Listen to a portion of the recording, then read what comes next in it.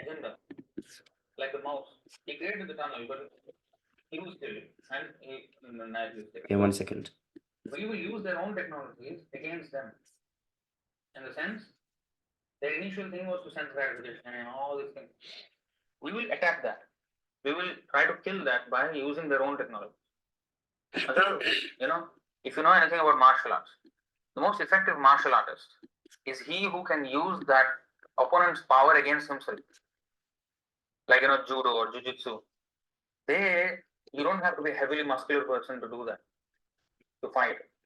Even if the other person is strong, if you know how to move, you can use his own movement against him. So that is more powerful than, more effective than just brute strength and no understanding of tactics. And we should be tactful. Now, regarding misuse of thinking power, earning money, what is that verse? 11:3:19, is it? This is one. नित्यार्थदेन वित्तेन दुर्लभेनात्म मृत्युना गृहापत्याप्त पशुभिः का प्रीतिः सा. Hare Krishna. Okay, who can read the Mangalacharan prayers?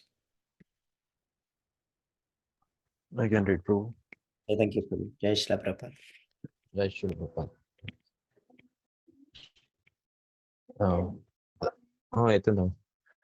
Om Ajnanaativirandasya Jnananjalashalakaya Chakshurunlimitam Mena Tasmai Shri Gurave Namaha Shri Chaitanya Manobhishtam Sapitam Mena Bhutale Swayam Rupa Kadamayam Dadati Swapadantikam Vandeham Shri Gurum Shri Yutapadakamalam Shri Gurum Vaishnavamscha Shri Rupam Sagrajatam Sagana Raghunatam Vitam Tam Sajivam Sadvaitam Savadutam Parijanasahitam Shri Krishna Chaitanya Devam Shri Radha Krishna Padam Sagana Lalita Shri Vishakhanvitamsha He Krishna Karuna Sindhu Dinabandhu Jagatpate Gopesha Gopika Kanta Radha Kanta Namostute Tapta Kanchana Gaurange Radhe Vrindavaneshwari Vishabhanu Sute Devi Pranamami Hari Priye Vancha Kalpataru Vrischa Krupa Sindhu Vayevacha Patitanam Pavanebhyo Vaishnavebhyo Namo Namaha Shri Krishna Chaitanya Prabhu Nityananda Shri Advaita Gadadhara Srivasadi Gaura Bhaktarvinda Hare Krishna Krishna Krishna Hare Hare Hare Rama Rama Rama Hare Hare Hare Krishna Krishna Krishna Hare Hare Hare Rama Rama Rama Hare Hare Hare Krishna Krishna Krishna Hare Hare Hare Rama Rama Rama Hare Hare. Reward. Bo. Prabhu, did you say Namam Vishnu Padaya? I didn't. Oh, sorry. Namo Vishnu Padaya Krishna Prishtaya Bhutale Srimate Bhakti Vedanta Swami Niti Namine Namaste Saraswate Devi Gauravani Pracharine Nirvishesha Shunyavadi Pashyat Deshatarine Vishwa Prabhupada Ki Jai. Jai. Haribol. Thank you so much, Prabhu. Haribol, thank you so much. Okay, we continue from here. So who wants to continue? From this part.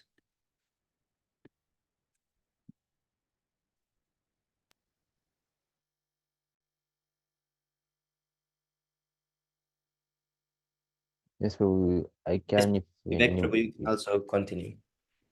Okay, Prabhu, you can, because you're first, you can read. So, into pages. Because you're senior, so that's fine.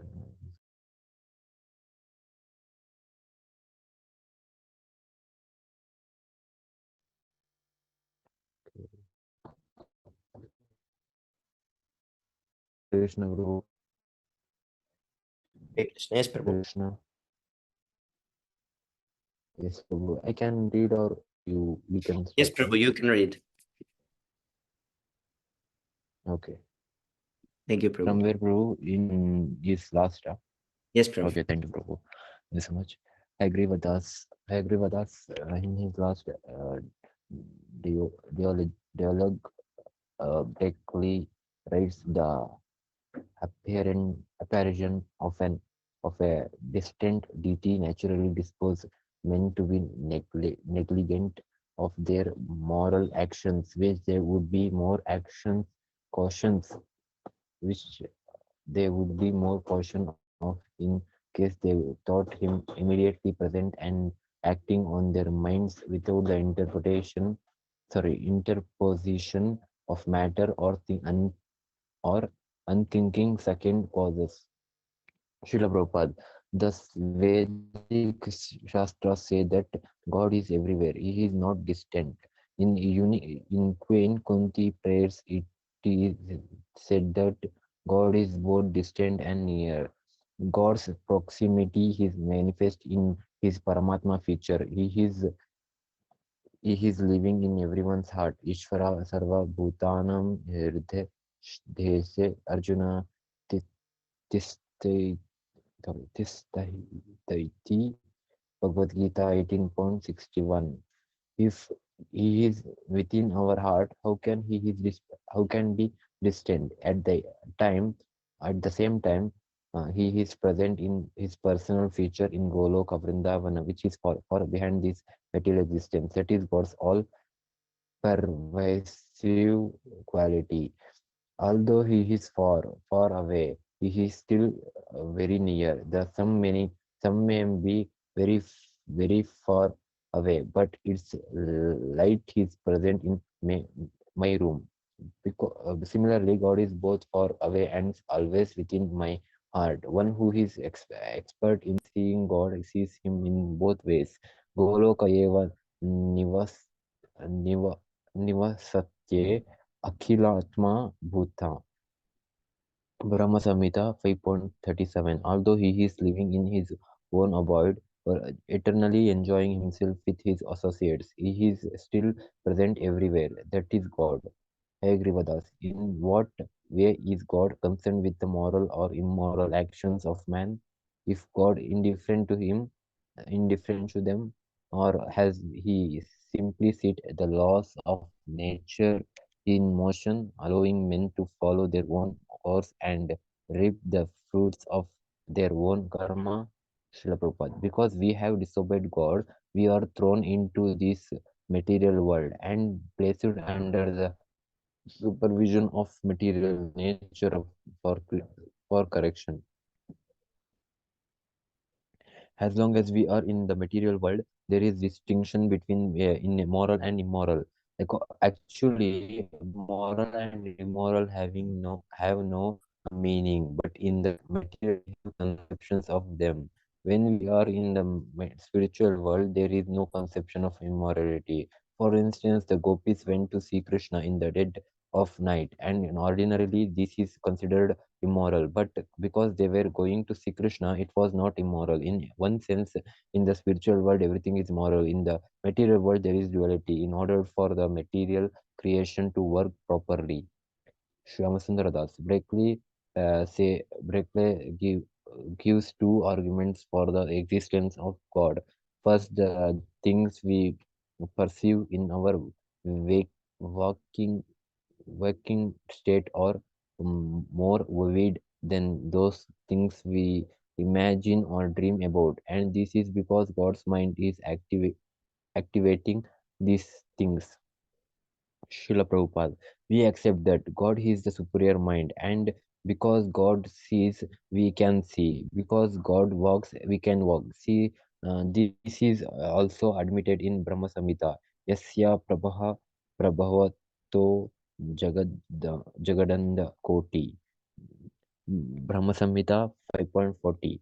Due to the bodily effulgence of Krishna, many universes have come into being. In this universe, there are many varieties, many plants and planets, and on each of the planets are many different living entities. All these varieties are there because they are emanating from Krishna. Shama Sundaradas Samashundaradas.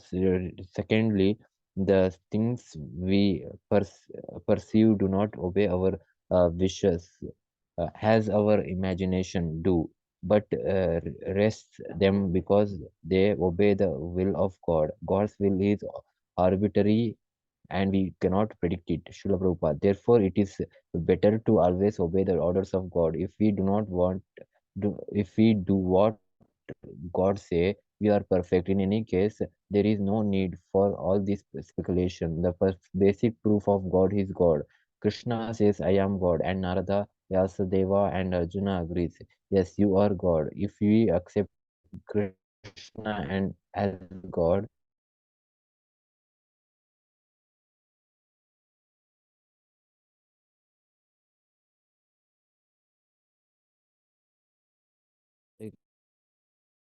Hare Krishna, Hare Krishna, Prabhu, Hare Krishna. Hare Krishna, Hare Krishna, Prabhu, Can you hear me, Prabhu? Hare Krishna, Hare Krishna, Prabhu, Hari bol, Hari bol, Hari bol. Hare Prabhu, Hare Krishna, Hare Krishna, Prabhu.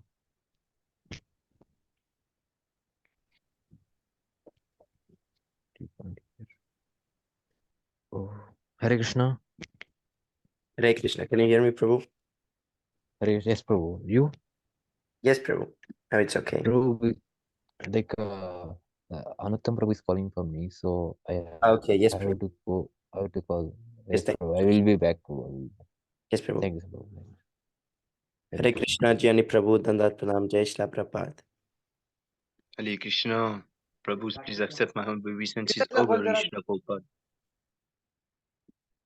Prabhu, can you read? Are you free? Oh, you're muted, Prabhu. Yes, yes, I can read for some times. I was preparing boga, but Yes, it's okay. Prabhu. So we are here. Okay. If we accept Krishna as God, we save ourselves for ourselves much labor. Why speculate? Is in the causal ocean, the Mahavishnu is inhaling, and exhaling, and many universes are being manifest and then destroyed by his breathing. When he breathes out, all the universe are created, and when he breathes in, they all return to his body. This entire creation is the dream of God, Mahavishnu. Shema Shundaladas. Berkeley would maintain that our dreams are imperfect, and when we open our eyes, we see that everything is perfect. Therefore, there must be a perfect person, a perfect dreamer. Srila Prabhupada. But when we open our eyes and see perfection, that is also dreaming. But the dreaming of the perfect is perfect also. That is absolute. Unless we accept the absolute, how can we say that his dream is perfect? The dream of the absolute is also perfect. He also asserts a doctrine of divine arbitrariness, because God's will is arbitrary. We cannot, yes, we cannot predict what will happen. That is correct. Therefore, a Vaishnav says, if Krishna wills, I will do this. He never says, I will do this if Krishna so desire. A thing will be done. A Vaishnava always consider himself helpless without God. As far as we are concerned, we are always incapable. Berkeley states that our repeated experience will discern the regular activities or will of God, and that by experiencing nature we can understand that God's will is regular. In other words, we can come to understand the habits of God by observing the laws of nature. Yes, Krishna says in Bhagavad Gita that nature is working under his direction. Bhagavad Gita 9:10. Nature is not blind because it is working under the direction of God, it is perfect. He also states that there is no necessary connection between cause and effect, but that things follow one another in sequence in time. If there is no cause, why does he say that effect follows cause in a sequential order? This is contradictory. The supreme cause is Krishna, the cause of all causes. In that sense, we cannot say that there is no cause. The ultimate cause is the supreme. And to Krishna, there is no difference between cause and effect. Since he is the supreme cause, he affects everything. In the absolute sense, there is no difference between cause and effect.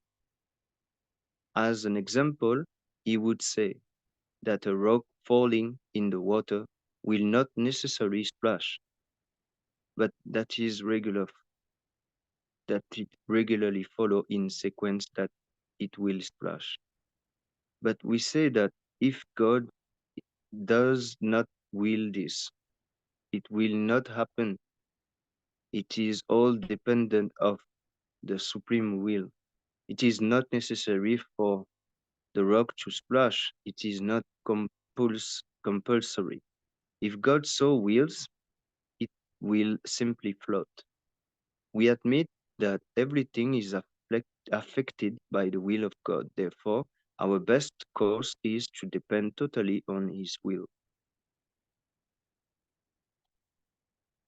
New one, David Hume.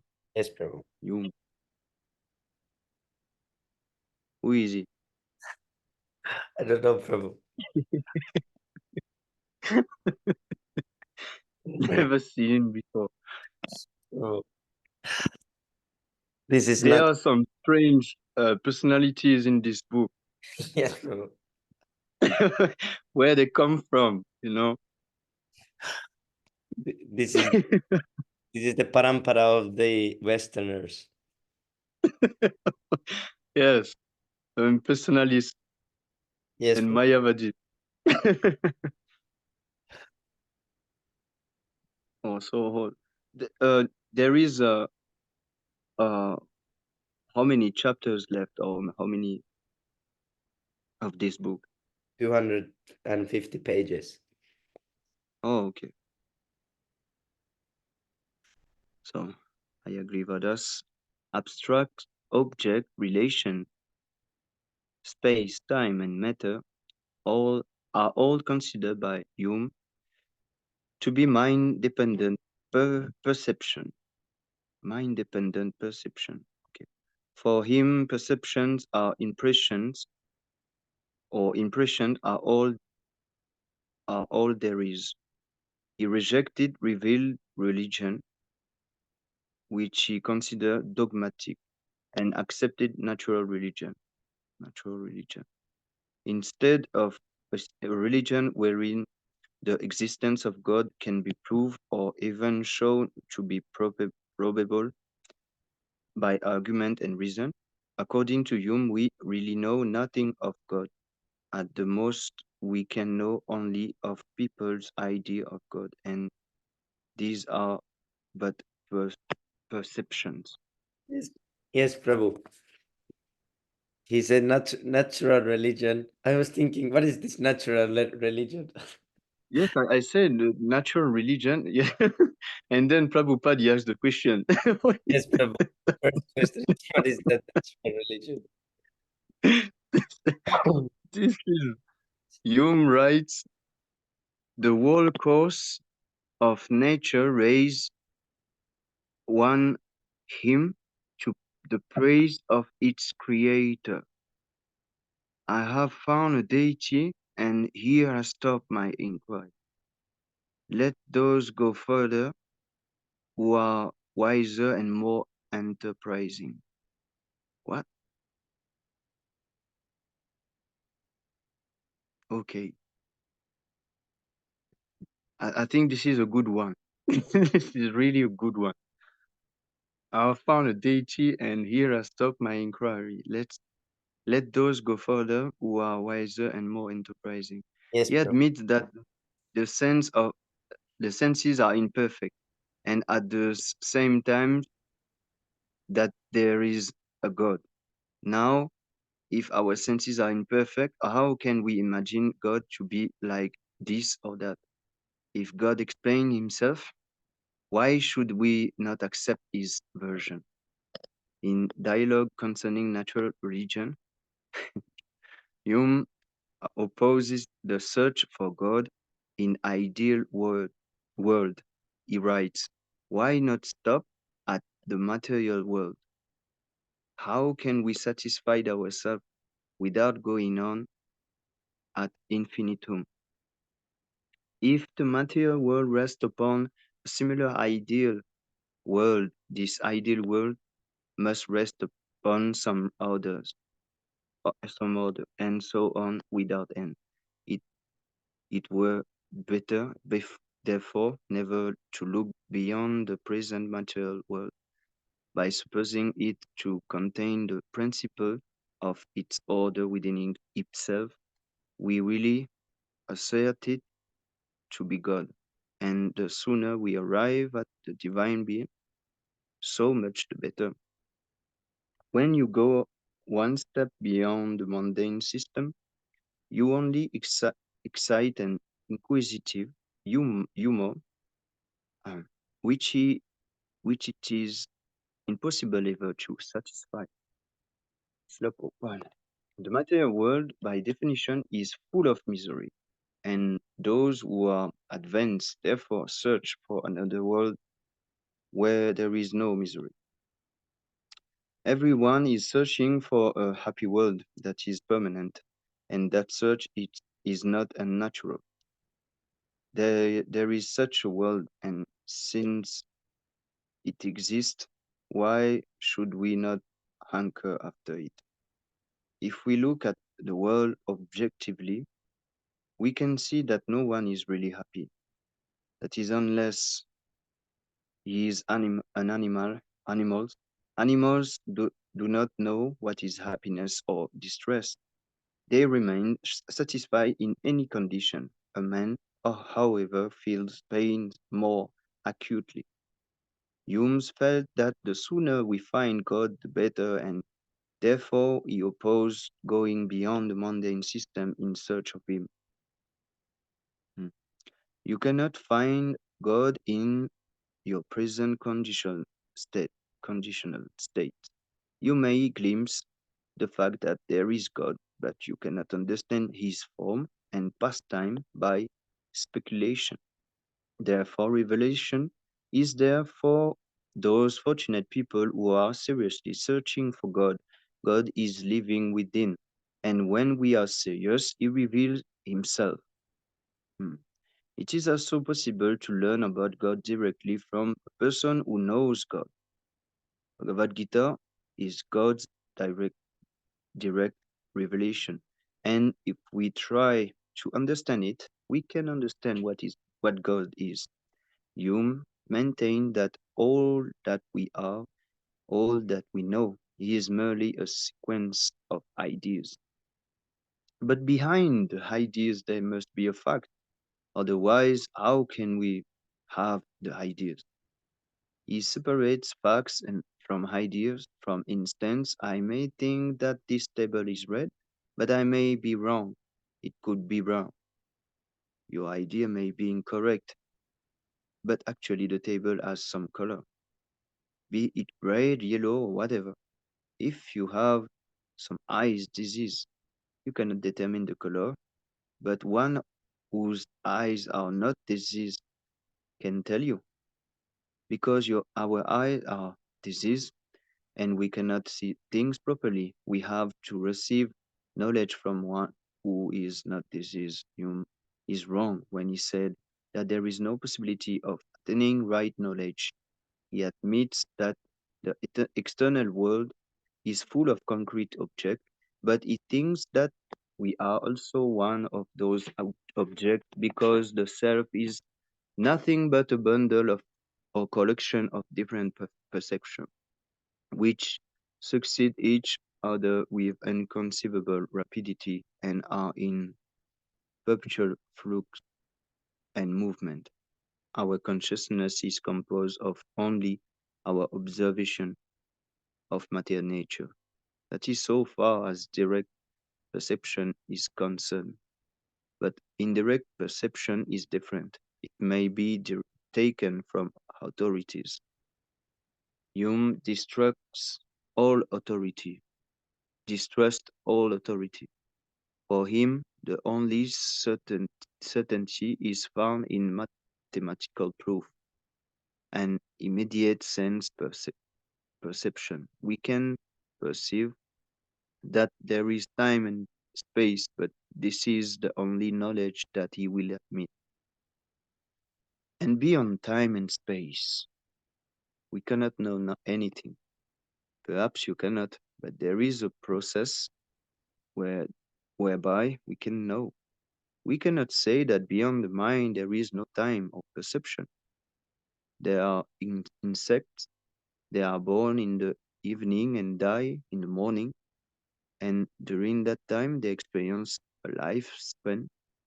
For a man, this is only 12 hours of life, but the insect cannot live beyond that time.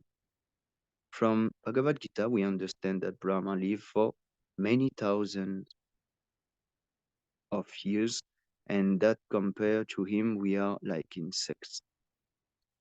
Everything is relative. Our lifespan, knowledge, and perception. We are small human beings, and what is impossible for us is not necessarily impossible for others. Hume is talking from the relative platform. He believes that the objects are only relative, not that there is anything absolute. But as soon as he speaks of relative, he posits the existence of the absolute. If there is no absolute, how can we have the conception of an object being relative? He believes that things exist only in relation to one another. Then what is the supreme relation? This is like the first time for me that Srila Prabhupada asked so many questions. Yes, Prabhu. He doesn't admit one. According to logic, at the end of all relative truth, there is absolute truth, the summum bonum. But if Hume denies substance, he has no idea of summum bonum, the ultimate substance.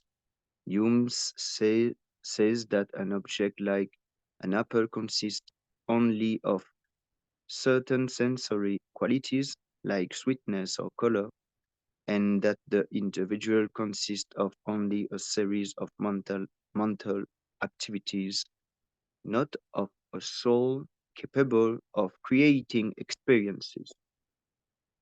Inert objects have certain qualities, but the living entity possesses senses by which he can appreciate those qualities.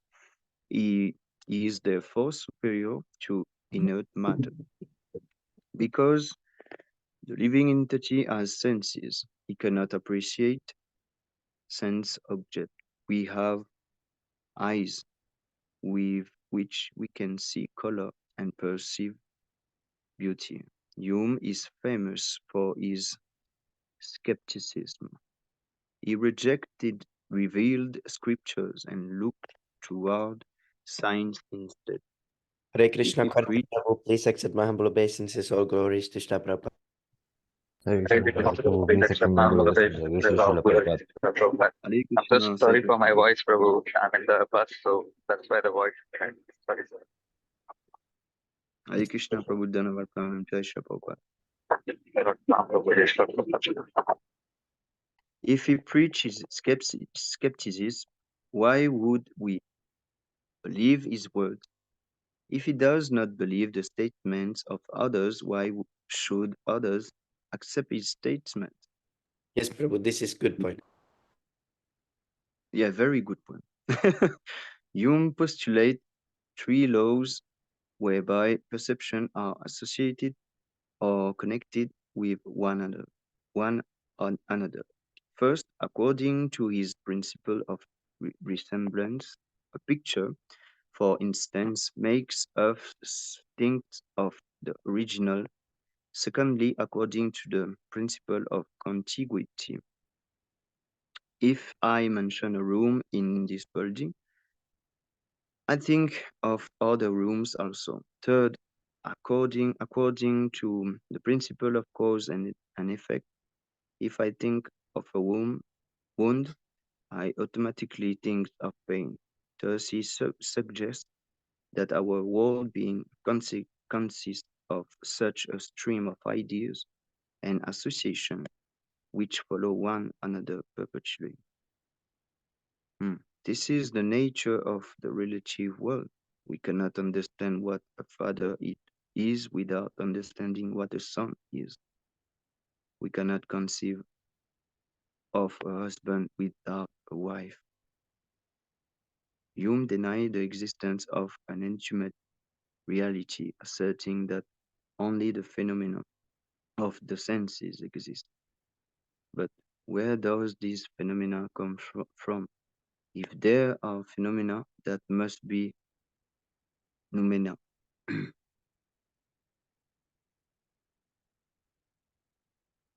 Hume suggests that it is possible that the world has existed since eternity, and that therefore no first cause is required. But what about the manifestation of past, present, and future? What does this take place if there is no cause?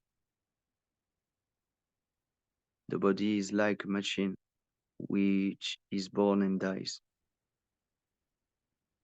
When you say machine, you automatically presuppose the beginning of the machine. In other words, the machine must be made by someone. The machine may be like the season. They may come and go. Yes, they may come and go and then come again. But what is the meaning of this? They may be eternally existing facts without cause or creator. Hume says that we may believe in a creator if we like, but this is based on mere probability, chance, not knowledge. Yes, We Prabhu. may think as we like. This word always come, all always probability or chance. See, yes, they are bogus. Well, he goes on talking as he likes. In other words, you can speak all kind of nonsense. Thank you. And I can too. You are right and I am right and everything is right. Hume divide human understanding into two categories: relationship amongst ideas and relationship amongst facts. The first involves mathematics. 2 plus 2 equals 4. In true is true, whether it refers to something existing in nature or not. According to the relationship amongst facts, this is a knowledge to be assumed on the basis of sense experience. According to the information we have based on sense perception, we believe that the sun will rise tomorrow. However, there is a possibility that the world will end and the sun will not rise tomorrow. Why is it so? Who makes this possible or impossible? The sun may rise, or the sun may not rise. Is this accidental, or is this according to someone's will? Hume would say that this is accidental. Nothing is accidental. Everything is symmetrical. According to Krishna in Bhagavad Gita, everything is nature is in nature is walking under his direction. The sun rise because God has so ordained it. If God, if God does not ordain it, the sun will not rise. It is not accidental at all. Hume denies cause and effect relationship. We associate friction with heat, but he said that it is a mistake to assume that friction causes heat. For him, there is merely a repetition of two incidents. The effect may habitually attend the cause. but it is not necessarily its consequence. There is also association, not cause and effect. But who made the laws of association? The association may be accidental, but as soon as there is friction, there is heat. This means that in nature there is a systematic law. Hume would say that this law is not ultimate reality but mere probability. Nonetheless, there are physical laws. The sequence of these laws may differ because they are created by someone who can change them. A legislature may assemble today and pass a certain law, but tomorrow he may assemble again and nullify that law. Similarly, a supreme will make these laws, and he can also nullify or change them. As far as you are concerned, when there is friction, there is heat. It is not that we can rub our hand together without experimenting a sensation of heat. This means that we are subject to the supreme will. God gives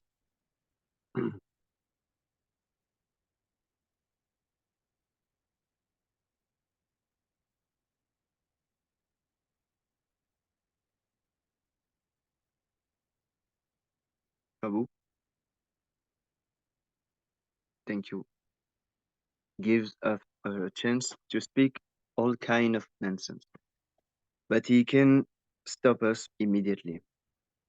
At any instant, our tongue may be in a dead body. The Supreme Will gives us the freedom to talk in this way or that, or concoct all kind of philosophy, but at any moment, he can put an end to all of this. Yes, Prabhu. Thus, the Supreme wish Like release. like my voice got ultimate- taken away. Yes, Nice example. yes. He can put an end of all this. Yes, it's true. Hume rejected the idea of absolute matter and the conception of the soul as a substance. He also rejected the utility of scientific law and moral principle as objective realities. He claims that all religious ideas are relative, maintaining that there is no certainty in religious matter. Religion means love of God. There are different religious processes. If we ultimately develop love of God, we have realized the first and most important factor of religion. If love of God is absent, what passes for religion is not really religion. It is simply a show. Hume states that even the idea of God is merely probable, but not certain. We do not agree to that. As soon as we speak of authority, we posit the existence of supreme authority. We call that supreme authority God. Hume would say that we would have to accept the authority of our senses, but they are imperfect. The senses are imperfect. Oh, yes, Prabhupada. And God is beyond the senses. We cannot see God, touch Him, or hear Him because our senses are imperfect. A man with imperfect senses said that there is no God, but those who are cleanse their senses can see God, touch Him, and talk with Him. Hume denies the existence of miracles. One thing may be a miracle for one person or not for another. An electric fan may seem like a miracle for a child, but not for his father. So our conception of miracles is also relative. On this subject, Hume writes, all the new discoveries in astronomy which prove the immense grandeur and magnificence of the works of nature are so many additional arguments for a deity. according to the true system of theism. In this way, Hume rejects the necessity or desirability of miracles, as well as the conception of a God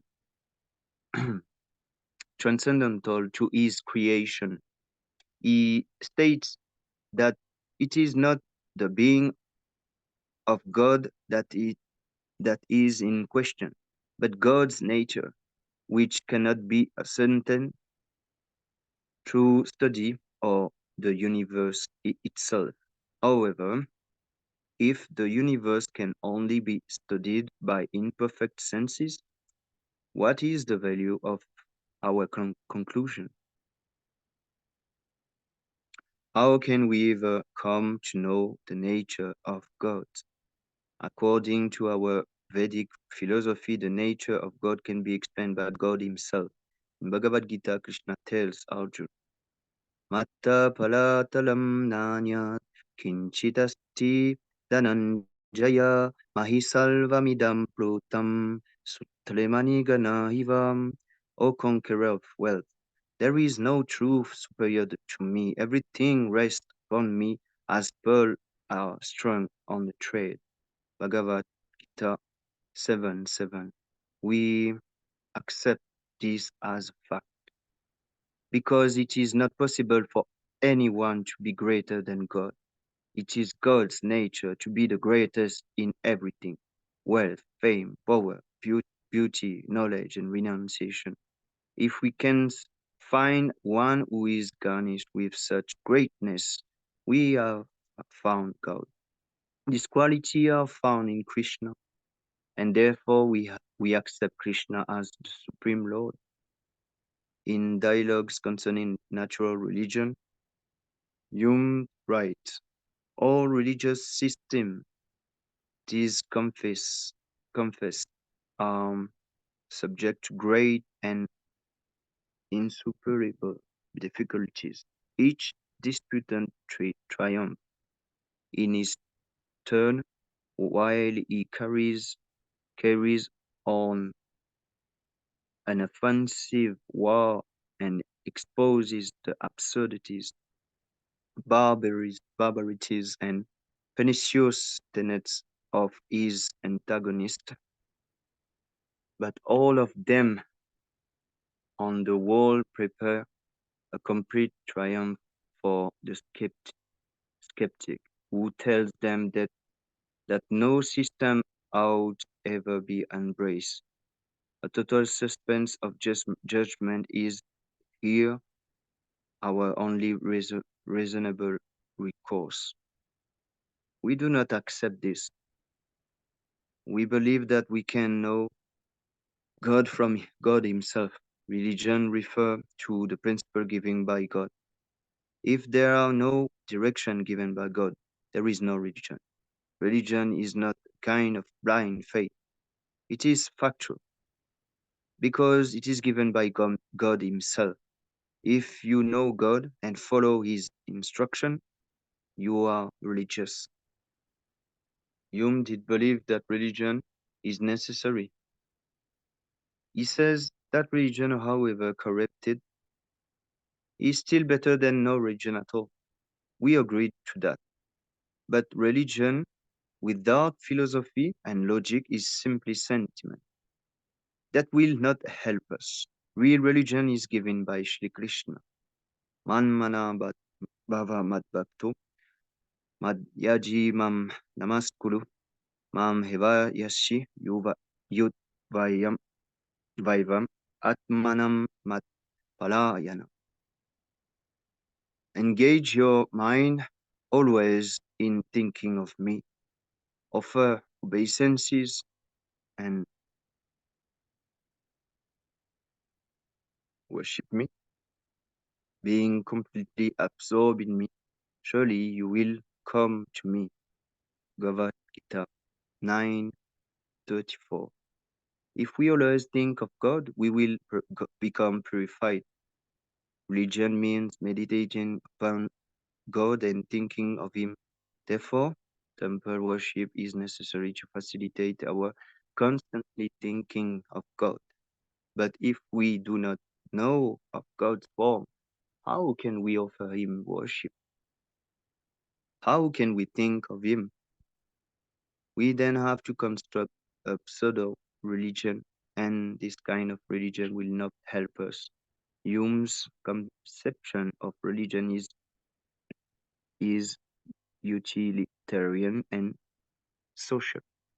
He writes, the proper office of religion is to regulate the heart of men, humanize their conduct, infuse the spirit of temperance, order, and obedience. We also said that religion is the greatest welfare works for all humanity. For instance, religion forbids illicit sex, and if people indulge in illicit sex, society will become chaotic. If we continue eating meat, we revolt against God's will. We revolt against God's will because God is the Father of all living entity.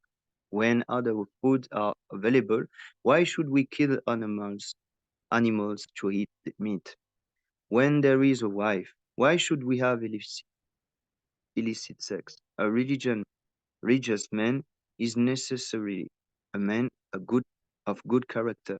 If we are God conscious, all good qualities are automatically manifest. A devotee can sacrifice his own uh, interest because he is a devotee. Others cannot do this. Hume felt that one must first be a philosophical skeptic before accepting the revealed truth of religion. Ultimately, he insists that this truth can be accepted only on faith, not experience or reason. Why not on reason? We can use our reason to consider that everything has some proprietor, and that it is quite reasonable that this vast universe also has a proprietor. Is there a fault in this logic? Of course, no. Astronomers are saying that in the beginning there was a chunk, but where where where did that chunk come from? Where did gas come from? Where did fire come from? There is a proprietor, and he is described in Bhagavad Gita, Maya Jakshena Prakriti, Bhagavad Gita 9:10. It is completely illogical to think that there is no universal proprietor. As far as we are ascertained, Hume personally had no religion, no faith in Christian or any other god. He also rejected the contention that argument or reason could justify faith. He is a skeptic who denies the possibility of attaining certainty outside of a mere sequence of perception or ideas. In other words, all statements are to be rejected except his. Well, he claimed that man cannot know ultimate reality.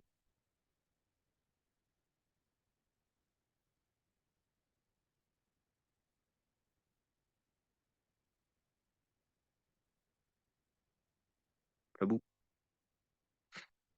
or possess knowledge of anything beyond the mere awareness of phenomenal sensory images. If man cannot possess knowledge, why should we accept Hume's knowledge? It is better to stop the search for knowledge altogether, is it not? Why does Hume bother to write so many books? He is simply trying to set up his own system as supreme, but a skeptic has no foundation for anything. Hume said that if we like, we can attribute the order of and design of the world to an architect. But as far as he is concerned, there is no proof that a superior architect exists. If something is artistic and systematic, we must admit that there is some intelligence behind. True. We have no other experience. According to our experience, these things do not work well without some brain behind them. When we see that the cosmic manifestation is systematic, we must admit that there is a guiding intelligence. He feels that if such an architect exists, he must be responsible for evil in nature. If therefore he therefore conclude that God is either finite or imperfect. If he were perfect, there would be no evil, and if he were infinite in power, he could eliminate it. God is absolute, and for him there is no evil. For him, there is only good. Otherwise, he could not be called absolute. What we think is evil is good to God. A, fav, a, fa- a father may slap his child, and the child may cry. For the child, this is evil. But for the father, this is good because he thinks, I have done right. Although he is crying, he will not commit the same mistake again. Chastisement may sometimes appear evil, but that is relative to our position. Whose opinion are we to take? Hume would say that this means that God is limited. Ah, biggest rascal. I was one of them. Yes. That is nonsense. If God is limited, he cannot be God. That's so true. The logic is that God must be limited in his goodness to allow evil to exist. God is unlimitedly good. Then God must be limited in his power because he cannot eliminate evil. No, evil work under his guidance. God controlled both good and evil. Therefore, he is called the supreme controller. He is not limited in any way. The exact word used in Sanskrit is ananta, unlimited. God is advaitam, chutam anantam, non-dual, infiable, and unlimited.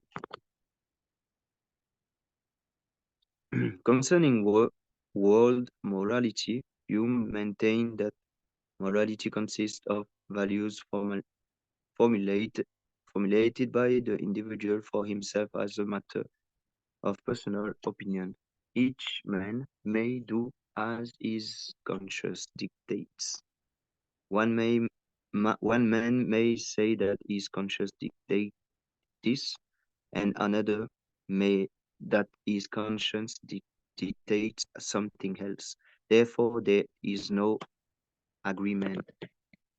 However, in society, Hume would say that moral values are relative to public opinion. Then we have to accept the opinion of the majority. This is democracy. Yet, Hume admit that it is up to individual whether to accept public opinion or reject it. Although the law is there and society agrees to it, it is still up to the individual to follow it or not. If you do not follow the law, you will be punished by the states. So we can conclude that independent thinking is not absolute. It is also relative. Hume would say that it is not logic or reason that determines morality, but sentiment. We cannot decide what is moral or immoral. Only the supreme will can decide that. It is the sentiment of the individual that decides. A person should act according to the way he feels at the moment, according to his personal opinion. Mm, Where I was.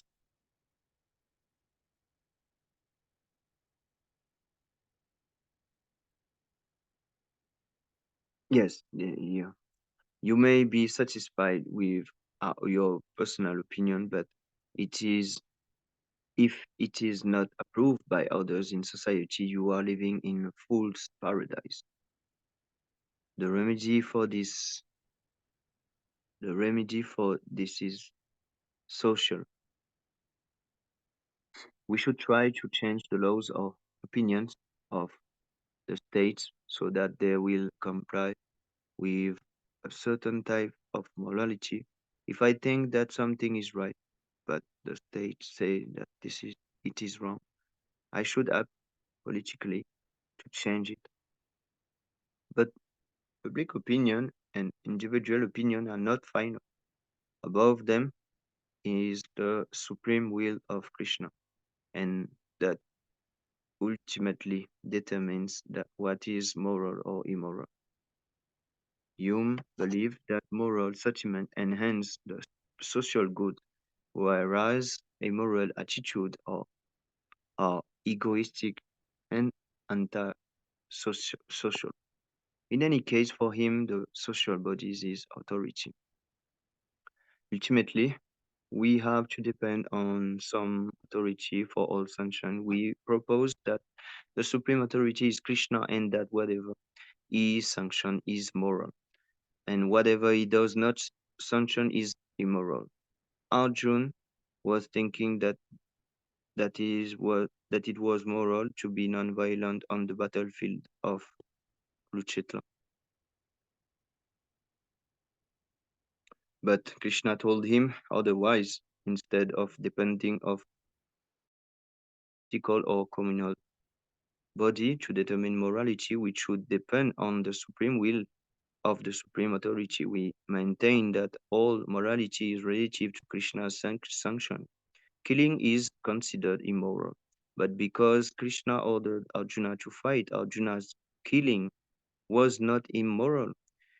When our actions are approved by the supreme authority, we are moral. If our acts are not approved by the supreme authority, we are immoral. Morality is immorality, and immorality have not fixed position. When something is approved by Krishna, it is moral. Thus, what is considered immoral may actually be moral, and vice versa, depending the order on the orders or the desires of Krishna. In a war, a soldier may kill many human beings and be awarded many medals for this. But if he kills one person when he returns home, he is considered immoral and he is angry. Even on the mundane platform, morality and immorality depend on the sanction of the state. The state said, it is moral that you kill this man because he is an enemy. And the states also said, if you kill, you will be hanged. In this way, people accept authority. Everything in the universe depends on Krishna's will and on his authority. In the beginning of Bhagavad Gita, Krishna said that he comes to reestablish religious principle. Bhagavad Gita 4:8. But at the conclusion, he states that one should reject all religious principle and simply surrender unto him and accept his order. 1866. This is the confidential teaching of Bhagavad Gita. In any case, is the ultimate authority, and surrender unto him is the ultimate religious principle. Hume lays the groundwork for permissiveness in modern society because he leaves it up to the individual to choose a specific ethical attitude. In other words, to do as he please. But this is not possible because no one can do as he please. In life, there are many stumbling blocks. A person may propose a certain action, but his proposal may not be practical. We cannot act independently, otherwise, there will be chaos. There must be some authority. Ribo. Haribo, Jai Exo- Shila Prabhupada. Aye. Okay, now let's go to six Astakam prayers. I become more intelligent. Ribo. It's nice one. This was very hard to read. Excuse me, Prabhu.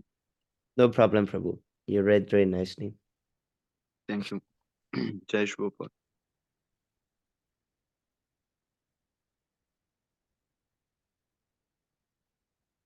Can I start? Or? Yes, Prabhu.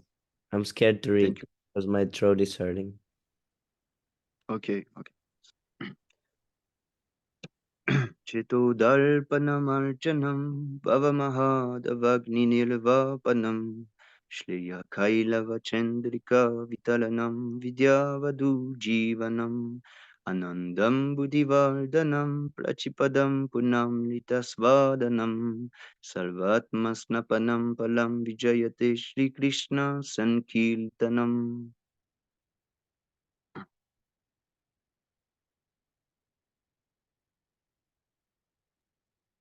Nam. Okay, please continue. No, Prabhu, you can continue. Okay. Namnamkari Buddha Sarvasathistatharpupanyamya Smaranina Kanda Etadrishi Tava Kripa Bhagavan Mamapi Durdaivam Vidrisham Hygiene Graha.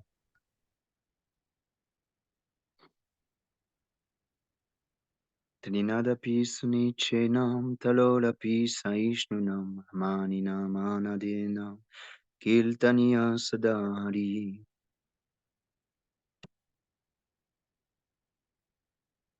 Nadanam Nadanam Nasandirim Kavitam Va Jagadish Kame Janmani Janmanishvare Bhagavad Bhakti Tugitvi. Ainanda tanuja kinkalam patitamam vishame bhavam buddho kripaya tava pada pankajasita duri sadrisham vichintayam. Nayanam Galada Shuradharaya Vadganam Gadgadardaya Gira Palakairnichindam Vapulkada Tavanamagrahane Bhavishyati. Yugaitam nimeshena chakshusham pravishaitam shunyaitam jagat sarvam govinda vilahe name. Aslishava Padaratam Pinashtamam Adrashnan Marmahatam Karotva Yatatava Vidadatulam Pato Matprananatastvam Aparaha. Ribo. Shri Six Astakam ki jai. Haribol. Jai Jai. Ranj Prabhu Dandat Pranam Jai Shri Prabhupada.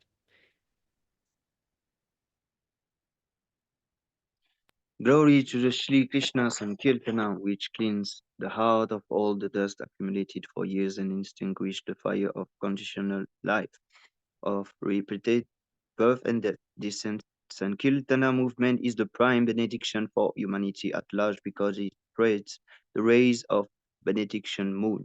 It is the life of all transcendental knowledge. It increases the ocean of transcendental bliss, and it enables us to fully taste the nectar for which we are always anxious.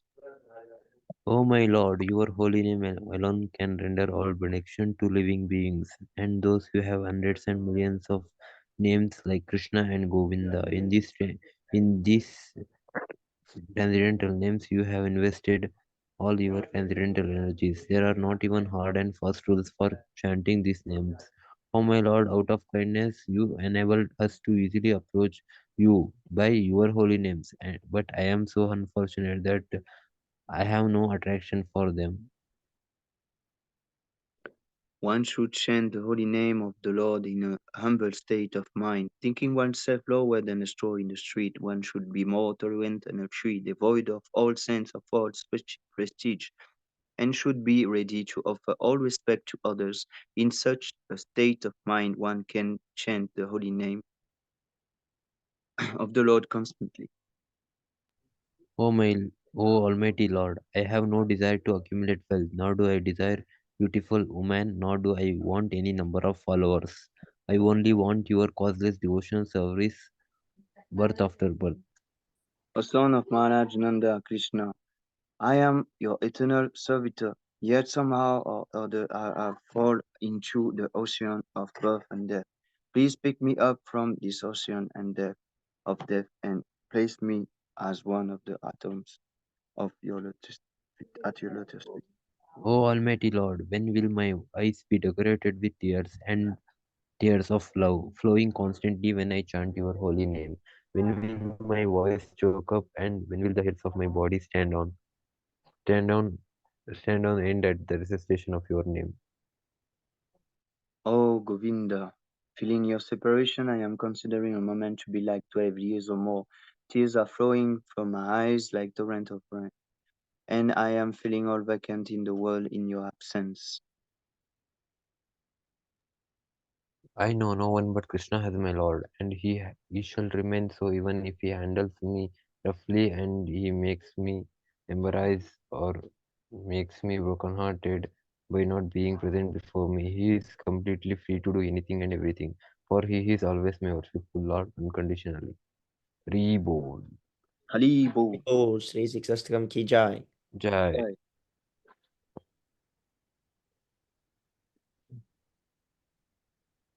First offense, to blaspheme the devotee who are dedicated their life for propagating the holy name of the Lord. Second offense, to consider the names of demigods like Lord Shiva and Lord Brahma to be an equal or independent to the name of the Lord Vishnu. Third offense, to disobey the order of the spiritual master. And fourth offense, to blaspheme the Vedic scriptures or scriptures pursuance with the Vedic version. Fifth offense, to consider the glories of chanting Hare Krishna to be an imagination.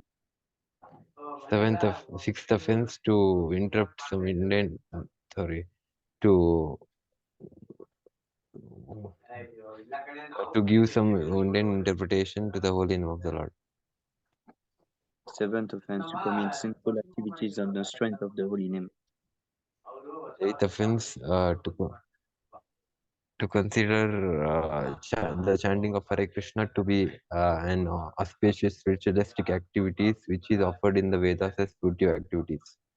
Ninth offense, to instruct a faithless person about the glories of the holy name. 10th offense, to not have complete faith in the holy name and increasing material attachment even after uh, even after understanding so many instructions and not like offense. It's also offense well inattentive chanting. Every devotee who claims to be Vaishnava must guard against these offenses in order to quickly achieve the desired success, Krishna Prema. वाञ्छाकल्पतरुभ्यश्च कृपा सिन्धुभ्येव च पतितानां पावनेभ्यो वैष्णवेभ्यो नमो नमः. Pyo Vaishnaveभ्यो namo namaha. Tipo, Anchadadva ki jai, Haribo. Nityananda Prabhu ki jai, Jai, Krishna Chaitanya Jai, Prabhu ki jai, Sri Radha ki jai, Jai, Jai Gaura Jai. Premanand, Hari Hare Bol. Hare Bol. Prabhu Hare Hari Krishna, Haribo. Prabhu. Hare Krishna. Thank you so much, Prabhu. Hare Krishna.